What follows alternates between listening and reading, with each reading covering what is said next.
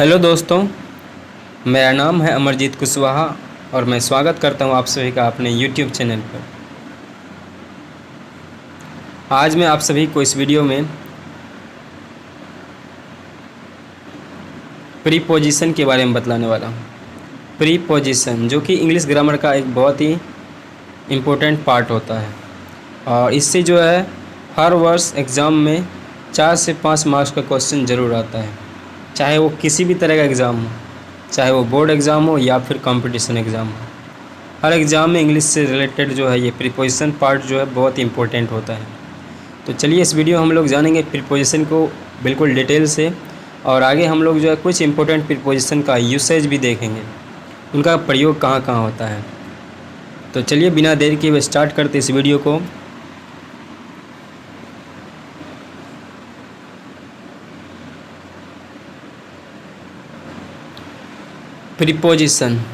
Preposition शब्द जो है दो शब्द से बना हुआ है, प्री और प्लस पोजिशन।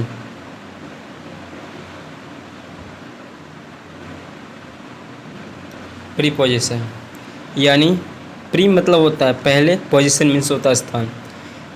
ऐसा पार्ट्स ऑफ स्पीच जिसका स्थान जो है किसी नाउन या प्रोनाउन के पहले होता है, यानी किसी संज्ञा या सर्वनाम के पहले जिस पार्ट्स ऑफ स्पीच का यूज होता है उसको बोला जाता है preposition.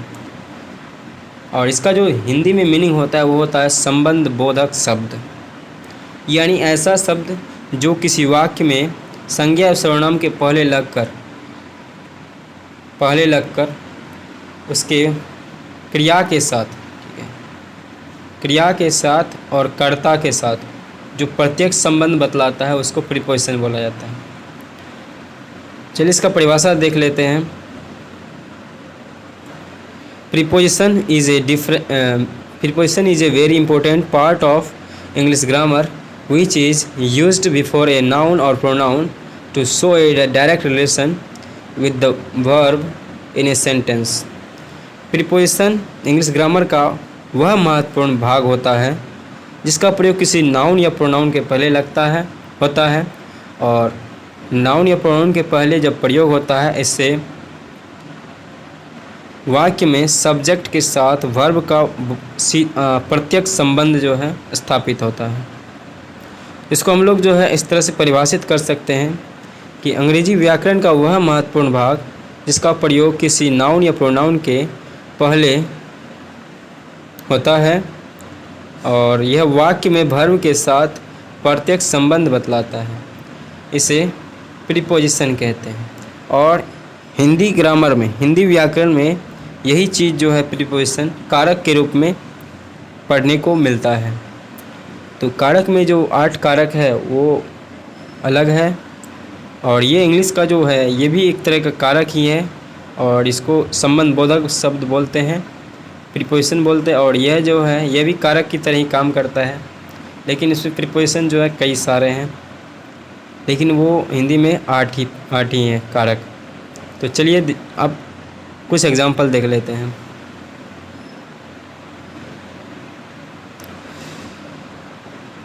He is in the hospital, वह हॉस्पिटल में है।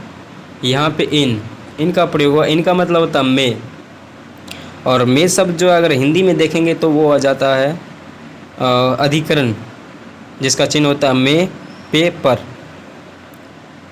तो ही इज़ इन द हॉस्पिटल, वह हॉस्पिटल में है। तो अगर इनका प्रयोग यहाँ पे नहीं किया जाता है तो ये वाक्य जो अधूरा होता है, इसलिए जो है प्रीपोजिशन बहुत ही आवश्यक है। नेक्स्ट देख लेते हैं। Rohit belongs to a middle class family. Rohit belongs to a middle class family. Rohit एक मध्यम वर्गीय परिवार से संबंधित है या रोहित एक मध्यम वर्गीय परिवार से है। तो यहाँ पे जो है बिलोंग्स के बाद टू जो लगा हुआ है ये एक प्रीपोजिशन है और बिना प्रीपोजिशन के वो वाक्य जो है इनकम्प्लीट होता है। इसी तरह से हम लोग आगे देखते हैं। Rekha is tired of walking. Rekha is tired of walking. Rekha चलते चलते थक गई। तो यहाँ पे जो है टायर्ड के बाद जो ऑफ लगा हुआ है ये प्रीपोजिशन है। नेक्स्ट देख लेते हैं। Don't go against your boss. अपने मालिक के खिलाफ मत जाओ, यानी अपने मालिक का खिलाफ मत करो। और यहाँ पे अगेंस्ट का जो प्रयोग हुआ है गो के बाद, अगेंस्ट जो है एक तरह का प्रीपोजिशन है। नेक्स्ट देख लेते हैं example number 5। We can't live without oxygen. हम लोग बिना ऑक्सीजन के जीवित नहीं रह सकते हैं। यहाँ पे विदाउट जो है एक प्रीपोजिशन है। और लास्ट एग्जाम्पल देख लेते हैं। He is writing a letter to his parents. वह अपने माता पिता को एक पत्र लिख रहा है। और यहाँ पे जो है टू जो है ये एक प्रीपोजिशन है। इसी तरह से हम लोग बहुत सारे प्रीपोजिशन को आगे जानने वाले हैं। तो चलिए अब हम लोग जानते हैं प्रीपोजिशन जो है कितने टाइप के होते हैं।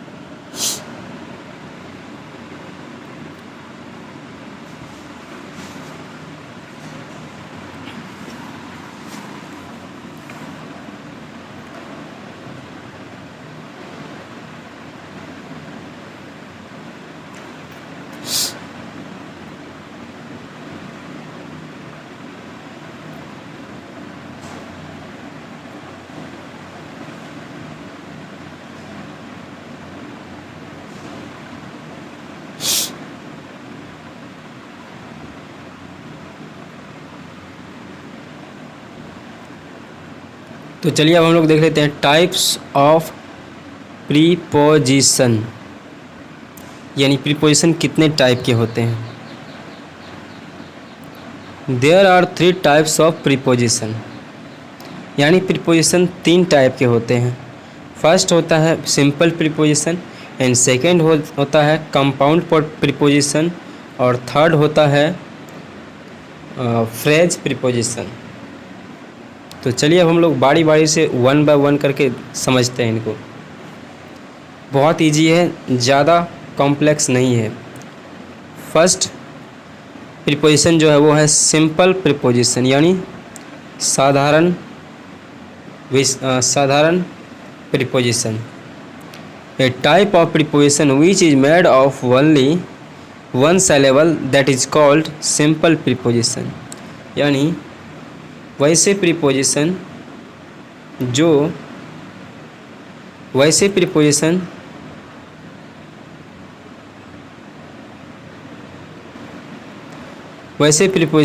जो केवल 1 syllable के बने होते हैं उसे सिंपल प्रीपोजिशन कहते हैं। 1 syllable एग्जांपल के लिए देख लेते हैं। In, at, on, of, by, for, since, to, from, etc। ये सारे सिंपल प्रीपोजिशन कहलाते हैं। इन सभी का उच्चारण सिर्फ एक बार में हो सकता है, इसलिए ये 1 syllable वर्ड है। 1 syllable वर्ड है और इन्हें जो है सिंपल प्रीपोजिशन कहते हैं। तो देख लेते हैं दूसरा जो प्रीपोजिशन है वो है कंपाउंड प्रीपोजिशन, यानी संयुक्त प्रीपोजिशन, जिसमें 2 या 2 चीज़ें मिला हुआ है। तो जैसे कि इसका परिभाषा इस तरह से है। A type of preposition which is made of more than 1 syllable that is called compound preposition, यानी वैसे प्रीपोजिशन जो एक से अधिक सिलेबल से मिलकर बने होते हैं उसे कंपाउंड प्रीपोजिशन कहते हैं। एग्जाम्पल के लिए देख लेते हैं हम लोग। इन टू यानी इन और टू से मिलकर बना हुआ है। अप टू, अप और टू इन दो प्रीपोजिशन से मिलकर बना हुआ है। Upon, across, behind, below, about, above, between, ये सारे जो है ये सारे प्रीपोजिशन कंपाउंड प्रीपोजिशन कहलाते हैं। चलिए अब हम लोग जान लेते हैं तीसरे टाइप के प्रीपोजिशन को। तीसरा टाइप जो प्रीपोजिशन का वो होता है फ्रेज प्रीपोजिशन। फ्रेज मीन्स मतलब होता है कोई मुहावरा या लोकोक्ति या कोई ऐसा इंग्लिश का कंपाउंड वर्ड जिसका कोई सेम आइडिया हो। A type of preposition which is made of a group of words that convey a single idea or meaning, that is called phrase preposition। यानी वैसे प्रीपोजिशन जो शब्दों के एक समूह से मिलकर बना हुआ है और जिसका अर्थ जो है जो केवल एक विचार या एक अर्थ को प्रकट करता है वह कहलाता है फ्रेज प्रीपोजिशन। एग्जाम्पल के लिए हम लोग देख सकते हैं अकॉर्डिंग टू, जिसका मतलब के अनुसार होता है। उसके बाद है in spite of. In spite of मतलब होता है के बावजूद, के अलावे। In spite of. उसके बाद होता है ड्यू टू, इसका मतलब होता है कारण। बिकॉज ऑफ, क्योंकि, इसका भी मतलब कारण होता है। इन फ्रंट ऑफ, के सामने। इन ऑर्डर टू, के सापेक्ष। और यहाँ पे जो है एक चीज़ याद रखना है, पॉइंट्स टू रिमेंबर। याद रखने वाली पॉइंट है क्या कि the preposition is classified according to its function और रिलेशन expressed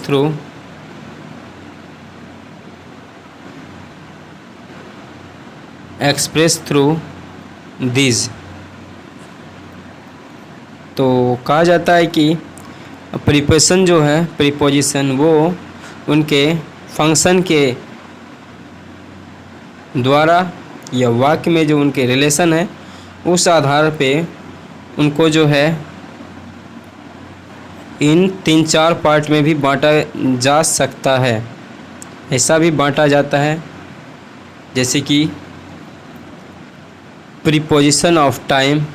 कुछ प्रीपोजिशन ऐसे हैं जो टाइम को बतलाते हैं तो वो एक तरफ होता है, अलग तरह का एक अलग कैटेगरी होता है। उसके बाद दूसरा होता है प्रीपोजिशन ऑफ पोजीशन, यानी कुछ प्रीपोजिशन ऐसे होते हैं जो स्थान को बतलाते हैं तो इस तरह इनको प्रीपोजिशन को अलग किया जा सकता है। उसके बाद तीसरा है प्रीपोजिशन ऑफ मैनर्स, यानी तरीक़ों को बतलाने वाले प्रीपोजिशन अलग होते हैं। और प्रीपोजिशन ऑफ रीज़न यानी कारण बताने वाला प्रीपोजिशन, ये 4-5 तरह का प्रीपोजिशन ये हो सकता है। तो आप लोग वो भी पढ़ सकते हैं, उसको भी आप लोगों ने कहीं पे पढ़ा होगा, कोई दिक्कत नहीं है। उस तरह भी वर्गीकृत किया जा सकता है और इस तरह भी, आपको जिस तरह पढ़ना है उस तरह पढ़िए, कोई दिक्कत नहीं है। तो चलिए अब हम लोग आगे जानते हैं, कुछ इम्पोर्टेंट प्रीपोजिशन का यूज़ देखते हैं।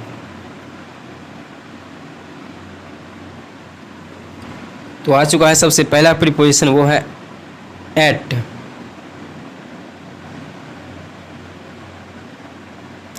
एट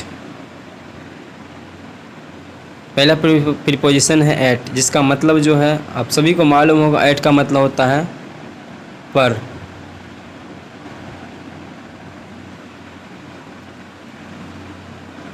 और इनका प्रयोग जो है कई जगह पे किया जाता है। चलिए बारी बारी से उनको देखते हैं कि एट का प्रयोग कहाँ कहाँ होता है। सबसे पहला प्रयोग जो रेगुलर यूज होता है वो है निश्चित समय का बोध कराने के लिए एट का प्रयोग होता है। निश्चित समय जैसे 2 बजे, 3 बजे, 4 बजे, 5 बजे। और दोपहर और रात का समय बताने के लिए भी जो है एट का प्रयोग होता है। लेकिन सुबह और शाम का वक्त बताने के लिए एट का प्रयोग नहीं होता है, वहाँ पे इन का प्रयोग होता है। In the morning, in the evening. तो एग्जाम्पल देख लेते हैं। पहला एग्जाम्पल है he will come eight 4 o'clock, वह 4 बजे आएगा, यानी निश्चित समय है, यहाँ पे एट लगा हुआ है।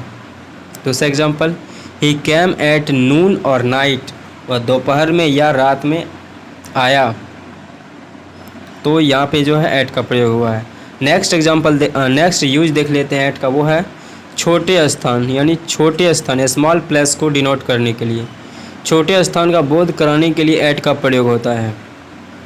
छोटे स्थान यानी जो है गांव या शहर, बड़े गांव नहीं, शहर या देश को, यानी बड़े स्थान को बताने के लिए हम लोग जो है एट का इन का प्रयोग करते हैं, लेकिन छोटे स्थान को किसी गांव या छोटी जगह को बतलाने के लिए जो है एट का प्रयोग किया जाता है।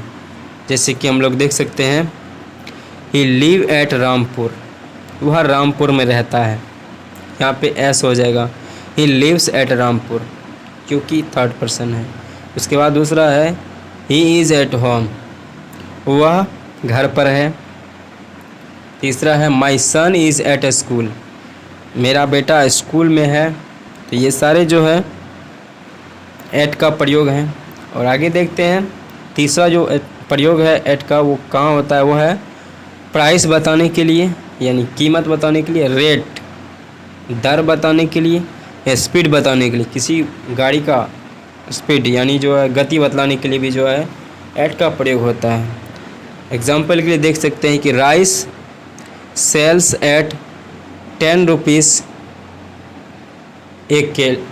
10 रुपीज़ पर 1 किलो, यानी चावल जो है वो 10 रुपये किलो के हिसाब से, यानी किलो के दर से बेचा जाता है। तो यहाँ पे एट का यूज हुआ है। दूसरा है he bought a coat at 25% discount, उन्होंने 25% छूट पर एक कोट खरीदा। तो यहाँ पे जो है एट का प्रयोग हुआ है डिस्काउंट के लिए, यानी रेट के लिए। नेक्स्ट है the train is running at 60 kilometres पर एन आवर, यानी ट्रेन जो है वो 60 किलोमीटर प्रति घंटा की गति से चल रही है। तो ये सारी जगह पर एट का प्रयोग हुआ है। नेक्स्ट है चौथा यूज़ एट का, वो है डायरेक्शन और एम को बताने के लिए एट का प्रयोग होता है, यानी दिशा को बताने के लिए और लक्ष्य को बताने के लिए एम का प्रयोग होता है, एट का प्रयोग होता है। दूसरा एग्जांपल देख लेते हैं सी इज़ लुकिंग एट हिम, वह उसे देख रही है, यानी दिशा बता रहे हैं। इसके बाद the dog suddenly rust at him, rust at him मतलब होता है झपट पड़ना, कुत्ता अचानक से उस पर झपट पड़ा, यानी ये भी डायरेक्शन बता रहा है, यानी दिशा उसकी तरफ। तीसरा है I aimed at a lion with a gun, मैंने एक शेर पर बंदूक से निशाना लगाया, यानी यहाँ पर जो है एम को बता रहा है, यानी यहाँ पर लक्ष्य को बता रहा है, एट का प्रयोग हुआ है। उसके बाद चौथा है he was shooting at the crowd, वह भीड़ पर गोलियां चला रहा है, गोलियां बरसा रहा था। तो यहाँ पे ये जो है शूटिंग एट, यानी शूट जो कर रहा है, यानी गोलियां जो चला रहा है, किधर चला रहा है, किस दिशा में, क्राउड की तरफ, यानी भीड़ की तरफ। तो यहाँ भी डायरेक्शन बता रहा है। तो इस तरह से जो है हम लोगों ने एट का 4 यूज़ देखा।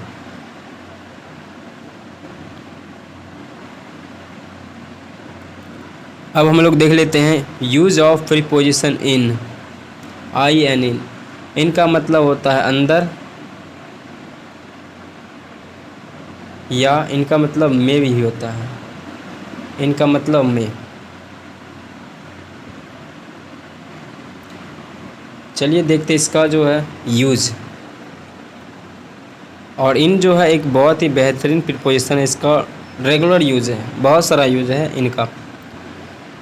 मे के अर्थ में समय बताने के लिए इनका प्रयोग होता है, समय यानी टाइम बताने के लिए।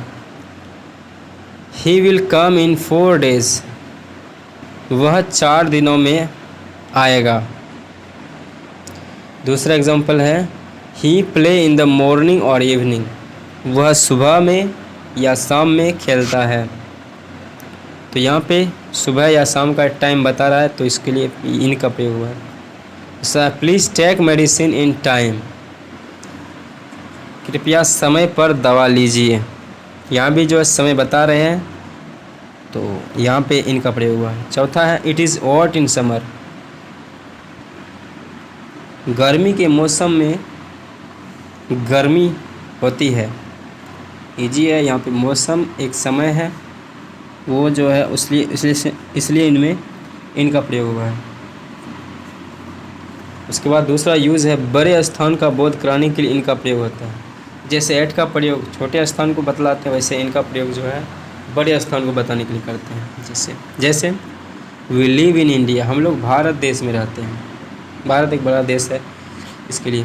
दूसरा है he is in Bihar right now, वह अभी बिहार में है, यहाँ भी इनका प्रयोग हुआ है, चूँकि बिहार एक राज्य है। उसके बाद तीसरा यूज देख लेते हैं, डायरेक्शन और स्टेट को बताने के लिए इनका प्रयोग होता है। यानी किसी वाक्य में दिशा बताने के लिए या स्थिति बताने के लिए, स्टेट किसी व्यक्ति वस्तु या स्थान की स्थिति कि वो कहाँ पर है, किस हालत में है, इस चीज़ को बताने के लिए इनका प्रयोग होता है। जैसे कि एग्जाम्पल देख लेते हैं। पहला एग्जाम्पल है he is in debt, DEBT, इसको डेट पढ़ते हैं, डेट मतलब होता है कर्ज, वह कर्ज में है, कर्ज में है। तो इसकी स्थिति यहाँ बतलाई कि वह कर्ज में है। दूसरा है they are in a bad temper, वे लोग बहुत गुस्से में हैं, यानी उस व्यक्ति उन लोगों की स्थिति बतलाई किस मूड में है। They are in bad temper, वे लोग बहुत गुस्से में हैं। तीसरा है वी आर इन ट्रबल, हम लोग मुसीबत में हैं। ट्रबल मीन्स खतरा या मुसीबत होता है या समस्या, हम लोग मुसीबत में हैं, यानी ये स्थिति बतला रहा है। He is in good health, उसका स्वास्थ्य बहुत अच्छा है। यहाँ पे अवस्था बतलाई कि उसका वह कैसा है, उसका स्वास्थ्य बहुत अच्छा है। पांचवा example everything is in order, सब कुछ सही है। यहाँ पे जो है ये बतलाया जो है स्टेट बतलाया या डायरेक्शन भी बोल सकते इसको। उसके बाद छठा एग्जाम्पल है यू आर इन लॉस, आप घाटे में हैं। यहाँ पे स्थिति बतलाई कि जो है आप किस स्थिति में हैं, घाटे में हैं। इस तरह से हम लोग अगला यूज देख लेते हैं इनका, वो है चौथा यूज, वो है इनर साइड, भीतर, इनर साइड यानी भीतर के अर्थ में इनका प्रयोग होता है। एग्जाम्पल के लिए देख लेते हैं ए फ्रॉग एंड ए टॉर्टॉइज, यहाँ पे आर हो जाएगा, इज दिया हुआ है, इसको सही कर लीजिएगा। A frog and a tortoise are in the well, एक मेढक और एक कछुआ कुएं में है, यानी कुएं के भीतर है, तो इनका प्रयोग हुआ। दूसरा example he is in the train, वह गाड़ी में है, यानी गाड़ी के भीतर है। उसके बाद तीसरा example there are 7 days in a week, यानी एक सप्ताह के भीतर 7 दिन होते हैं, एक सप्ताह के अंदर 7 दिन होते हैं, या ऐसे बोल सकते हैं सप्ताह में 7 दिन होते हैं। इसी तरह से चौथा example there are stars in the sky, यानी आकाश में तारे हैं, और ये आकाश के भीतर की बात कर रहा है, तो यहाँ पे इन का प्रयोग होगा। इनका पांचवा प्रयोग अपना प्रोफेशन या बिजनेस बताने के लिए इनका प्रयोग होता है। एग्जाम्पल के लिए हम लोग देख लेते हैं प्रोफेशन या बिजनेस, या अपना व्यवसाय या व्यापार या काम धंधा बताने के लिए इनका प्रयोग होता है। जैसे he is in the army, वह आर्मी में है। They work in a bank, वे बैंक में काम करते हैं। तीसरा है Rishi is in the air force, Rishi air force में है। चौथा एग्जांपल देख लेते हैं, यू आर इन पॉलिटिक्स, तुम राजनीति में हो। चौथा example, Reema is in films, Reema films में काम करती है। उसके बाद पांचवा, I am interested in acting, मुझे एक्टिंग करना पसंद है। तो इस तरह से जो है अपना प्रोफेशन या बिजनेस बताने के लिए भी जो है इनका प्रयोग होता है। तो आगे हम लोग देखते हैं इनका जो है छठा प्रयोग, वह है पहनावा या पोशाक का बोध कराने के लिए इनका प्रयोग होता है। एग्जाम्पल के लिए देख लेते हैं, we are in the civil dress, हम लोग साधारण ड्रेस में हैं। दूसरा example, he is in police uniform, वह पुलिस की वर्दी में है। तीसरा, she was in yellow dress, वह पीले ड्रेस में थी। चौथा, you are in white shirt and black pant, तुम उजले कमीज़ और सफ़ेद कमीज़ और काले पैंट में हो या पहने हो। इस तरह से हम लोग जो अपना पहनावा बतलाने के लिए भी जो है इनका प्रयोग कर सकते हैं। और इसका जो है लास्ट यूज देखते हैं, सातवां, some other important use of in, इनका और भी कई तरह से यूज होता है, जैसे कि we can talk in English, हम लोग अंग्रेजी में बात कर सकते हैं। दूसरा, the story is published in Tamil, कहानी तमिल भाषा में प्रकाशित हुई। तीसरा, Gandhi ji was born in 1869, Gandhi ji का जन्म 1869 में हुआ। चौथा, this novel is in 3 parts, यह उपन्यास 3 भागों में है। तो इस तरह से हम लोगों ने आज जो है प्रीपोजिशन के बारे में स्टार्टिंग से 2 प्रीपोजिशन यानी एट और इन का प्रयोग भी देखा, और आगे भी और भी जो है इम्पोर्टेंट प्रीपोजिशन है उसका भी वीडियो मैं बनाने वाला हूं। तो आप लोग मेरे इस चैनल को सब्सक्राइब कर लीजिए और ऑल नोटिफिकेशन के साथ बेल आइकन को ज़रूर दबा दीजिए।